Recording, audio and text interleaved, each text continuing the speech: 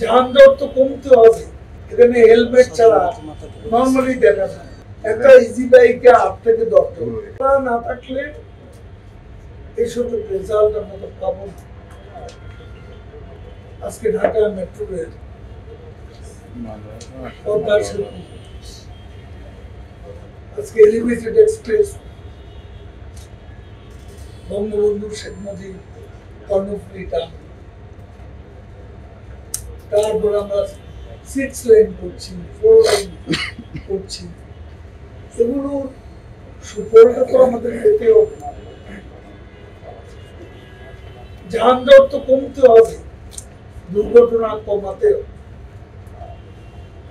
দুর্ঘটনা নিয়ে নানান কথা আছে, অন্যান্য দেশের হিসাব করেন কত দুর্ঘটনা কোন দেশে।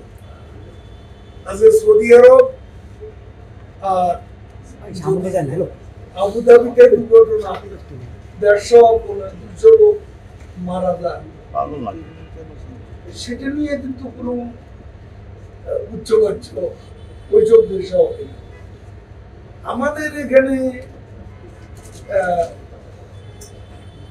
ক্যাজুয়ালিটিটা বেশি হয়েছে, কারণ হলো মোটরসাইকেলের মতো ইজি বাইকের মতো গাড়ি রাস্তায় চলাচল। একটা ইজি বাইকে 8 থেকে 10 জন, 8 থেকে 10 জন একটা বড় গাড়ির সাথে ধাক্কা লাগলে ইজি বাইকের তখন ক্যাজুয়ালিটি বেড়ে যায়। মোটরসাইকেল ওই জানি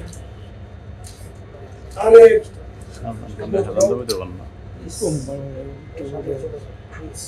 আজকে ঢাকা সিটিতে আমরা মোটরসাইকেল অনেকটা নিয়ন্ত্রণ করেছি। এখানে হেলমেট ছাড়া নর্মালি দেখা যায় সবাই হেলমেট পরে এবং 2 জন। আমরা তো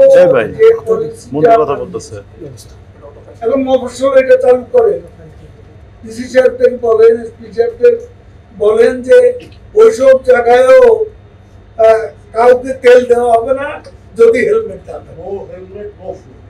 নো ফুল এটা আজকে আমরা সিদ্ধান্ত নিলাম। খালি ঢাকা শহর করলে তো হবে না, পুরো বাংলাদেশ করতে হবে।